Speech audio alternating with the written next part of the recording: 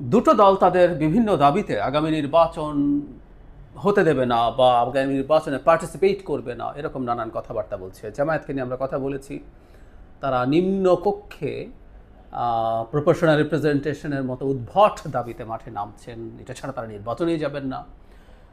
NCP একটা দাবির কথা বলছে, যেটা তারা আসলে অনেক দিন থেকে বলছে, শুধু এনসিপি যখন হয়নি তার আগে থেকে বলছিল তারা, সেটা হচ্ছে একটা গণপরিষদ এবং পার্লামেন্ট নির্বাচন একসাথে হতে হবে এবং একটা সংবিধান পুনর্লেখন হতে হবে, নতুন করে একটা সংবিধান লিখতে হবে। আসলে কি করা উচিত এবং এই দাবিটার কারণ কি, এই দাবিটা কি খুব ভ্যালিড কিছু যে আমাদের মানা দরকার, বা এনসিপি যে যুক্তিগুলো সামনে আনছে সেগুলো ঠিক কিনা? ইনফ্যাক্ট বিভিন্ন টক শোতে এনসিপির অনেকের সাথেই এটা নিয়ে কথা হয়। টক শোগুলোতে খুব বিস্তারিতভাবে কথা বলা স্কোপ থাকে না বলে একটু বিস্তারিত কথা বলা দরকার আছে বলে মনে করি। আমরা একটা একমত হয়েছিলাম যে আমাদের সংবিধানের কিছু পরিবর্তন দরকার। আমাদের সংবিধানটা ঠিকঠাক মতো কাজ করছে না, এটা ফ্যাক্ট, কোনো সন্দেহ নেই। এবং কনস্টিটিউশন সম্পর্কে কনস্টিটিউশনের পণ্ডিতরা এরকম বলেন, আমি একটা বইয়ের কথা আপনাদেরকে রেফার করতে পারি, সেটা হচ্ছে how to save A constitutional democracy. এর রাইটাররা গিন্সবার্গ এবং আজিজ হক বলছেন খুব চমৎকারভাবে যে কনস্টিটিউশন একটা সফটওয়্যারের মতো। সো সফটওয়্যারে যেমন আপগ্রেডেশন প্রয়োজন হয়, এটাও আপগ্রেডেড হওয়া দরকার আছে। সো আমাদের আসলেই অনেক পরিবর্তন দরকার আছে, কিন্তু হ্যাঁ, পরিবর্তন কোনটা দরকার, কতটুকু দরকার, সেটা নিয়ে দ্বিমত আছে। সেই দ্বিমতটা থাকবে একটা ডেমোক্রেটিক সোসাইটিতে, কান্ট্রিতে এই দ্বিমতটা থাকে। দেখুন, প্রশ্ন হচ্ছে পরিবর্তন আমরা ধরে নিলাম যে সবাই একমত হলাম, তো সংবিধান নতুন করে লিখতে হবে কেন? সেটাকে অ্যামেন্ড করে করা যায় না? এই ডিবেটটা চলছে। আমি প্রায় একটা এক্সাম্পল দিই, এটা এখানে একটু বলি। সেটা হচ্ছে দেং জিয়াওপিংয়ের একটা বিখ্যাত উক্তি আছে, সেটা হলো বিড়াল সাদা না কালো সেটা ম্যাটার করে না, বিড়াল ইঁদুর ধরতে পারে কিনা সেটা সবচেয়ে জরুরি ব্যাপার। মানে তিনি যখন মাও জেডংয়ের যে অর্থনৈতিক ব্যবস্থা, সোশ্যালিস্ট অর্থনৈতিক ব্যবস্থা দিয়ে তিনি যখন দেশে ডিজাস্টার করলেন, দুর্ভিক্ষে কোটি কোটি মানুষ মারা গেল গ্রেটলি ফরওয়ার্ড এবং কালচারাল রেভলিউশনের পর, তখন তিনি মূলত ক্যাপিটালিস্ট ইকোনমি দিয়েই আসলে চায়নার এই যে আজকের অর্থনৈতিক সমৃদ্ধি সেটা সূচনা করলেন। তখন সমালোচনা হচ্ছিল, তখন তিনি এটা বোঝাতে চাইলেন যে অর্থনৈতিক উন্নতি হওয়াটাই জরুরি, সেটা কিভাবে হলো সেটা জরুরি না। ঠিক একইভাবে আমি বলছি আমাদের সংবিধানের কিছু পরিবর্তন, কিছু সংশোধন হওয়া জরুরি। এখন সেটা সংশোধনীর মাধ্যমে নাকি নতুন সংবিধান লেখার মাধ্যমে, এটা একেবারেই অপ্রয়োজনীয় বিতর্ক বলে আমি মনে করি। কারণ হচ্ছে ওগুলো সংশোধনের মাধ্যমে করা যায়, নতুন সংবিধান লিখেও করা যায়।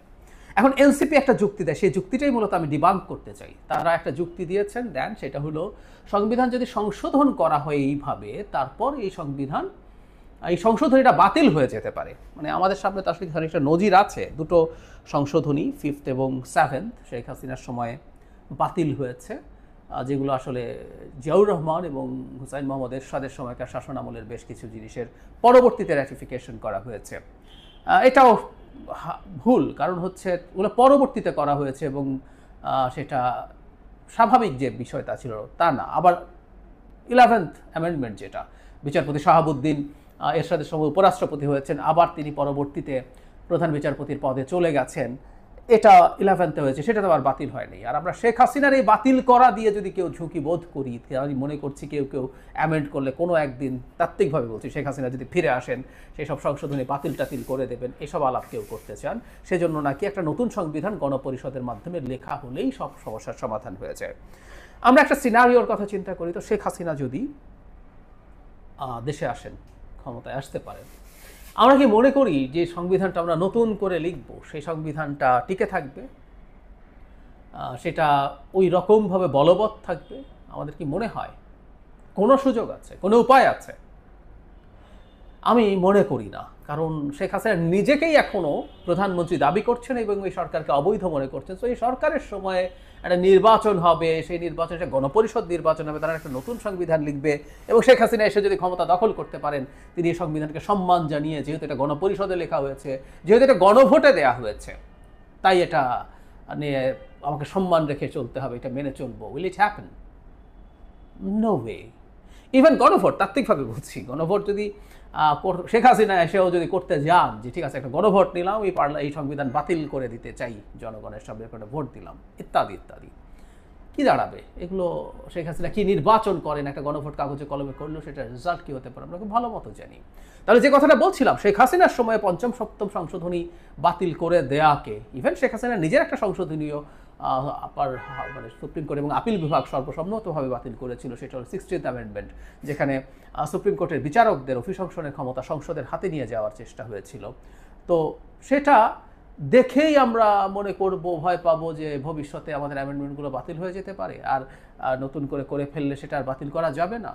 আমার কাছে এই জিনিসগুলো একেবারেই মনে হয় না। আর গণভোট যদি সংবিধান সংশোধনের জন্য ইনকর্পোরেট আমরা করতে চাই, কথার কথা, কেউ যদি মনে করি এটাকে এত সিম্পল রাখা উচিত না, সেটাও অ্যামেন্ডমেন্টের মাধ্যমে সম্ভব, ভেরি মাচ পসিবল।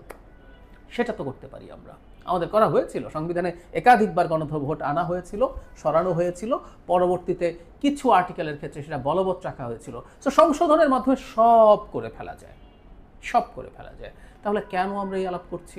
আমরা সংবিধানের মৌলিক কোন কোন পরিবর্তনগুলো চাই, একদম সেই আলাপ আলোচনা করে দলগুলো সিদ্ধান্ত নিয়েছে।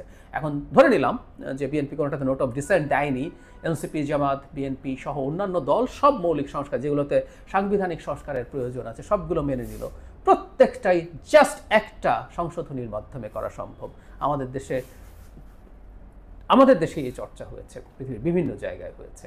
সুতরাং এই ডিবেটটা থাকুক, আমি এই ডিবেটটাকে খারিজ করছি না, কিন্তু এটাকে ইস্যু করে নির্বাচনে যাব কি যাব না সেই জায়গায় চলে যাওয়া, এটা খুব হাস্যকর, এটা খুব ভুল। এবং এই ধরনের চর্চা, এই ধরনের চেষ্টাকে তখন সিনক্রোনাইজড মনে হয়, মানে খুবই উদ্ভট ধরনের কারণে নির্বাচন বয়কট করবো টাইপের আলাপ। জামায়াত যেমন নিম্নকক্ষে প্রপোর্শনাল রিপ্রেজেন্টেশন লাগবে, তারা উভয় কক্ষেই লাগবে বলছে, ঠিক একইভাবে এনসিপি যখন এই দাবি তুলছে, এই আওয়াজ তুলছে, তখন মনে হবে যে তারা একসাথে অ্যালাইন্ড হয়ে নির্বাচনকে বানচাল করার কোনো না কোনো চেষ্টায় তারা লিপ্ত হয়েছে, এই অভিযোগ আসতে পারে। আমার ব্যক্তিগত বিবেচনায় একটা মাত্র কারণ আছে নির্বাচনে না যাওয়ার, একটা মাত্র কারণ। সেটা হচ্ছে কোনো রাজনৈতিক দল যদি বিশ্বাস করে যে সরকারটা ক্ষমতায় আছে, সে নিউট্রাল সরকার না, সে নির্বাচন ম্যানিপুলেট করে তার দিকে নিয়ে যাবে। আমরা শেখ হাসিনার সময়ে তত্ত্বাবধায়ক সরকারের আলাপ এই কারণে করেছি যে নির্বাচন কমিশন টমিশন না, নির্বাচন আদতে সরকার করে, সরকার ঠিক না হলে নির্বাচন হয় না, এবং সরকার নির্বাচনটা চুরি করে তার কাছে নিয়ে আসবে। তো এই সরকার যেহেতু নির্বাচন করছে না, তার যেহেতু কোনো দল সরাসরি নেই, এই সরকারের সেরকম কোনো সম্ভাবনা নেই। তার চাইতে জরুরি কথা সেটা হচ্ছে এই সরকারের কারো বা আমি একদম সরাসরি প্রধান উপদেষ্টারা যদি কারো প্রতি খানিকটা বায়াস থাকে, প্রধান উপদেষ্টার এনসিপির এবং এনসিপির কিছু ছাত্র নেতার প্রতি বায়াস আছে, এটা আমি বিশ্বাস করি, কিন্তু আমি নিজে এটা কোনোদিনও মনে করি না ডক্টর ইউনূস সরকার এনসিপিকে কোথাও একটা সিটে জেতানোর জন্য তার এক্সিকিউটিভ ক্ষমতা সামান্যতম ব্যবহার করবেন। সুতরাং এই সরকার কোনো জায়গায় ইনএফিশিয়েন্ট হলেও হতে পারে, কিন্তু এই সরকারের নিউট্রালিটি নিয়ে, নিরপেক্ষতা নিয়ে ন্যূনতম কোনো প্রশ্ন আছে বলে মানে নির্বাচন করার ক্ষেত্রে আমি মনে করি না। এই একটা জিনিসে যদি সন্দেহ না থাকে, প্রত্যেকটা ক্রিয়াশীল রাজনৈতিক দলের উচিত নির্বাচনে যাওয়া।